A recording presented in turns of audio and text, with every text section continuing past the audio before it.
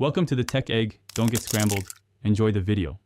You begin by confirming the exact handbook edition and skimming the table of contents so you know where key topics lie. Once done, identify the formula tables and unit conventions. This saves time under pressure. Make sure to flag the index and create 3-5 quick bookmarks for problems you use often. You're doing this to shorten lookup time. By starting with these essentials, you turn the handbook into a rapid reference, not a textbook you must read end to end.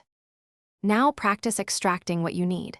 Search the index for exact keywords and jump to the section number. This beats scanning pages.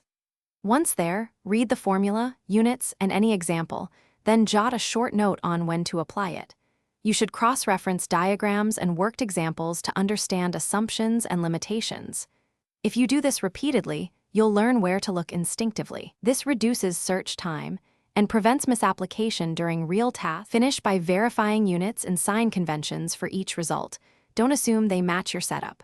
Once finished, apply the formula to a quick sample problem to confirm the outcome makes sense.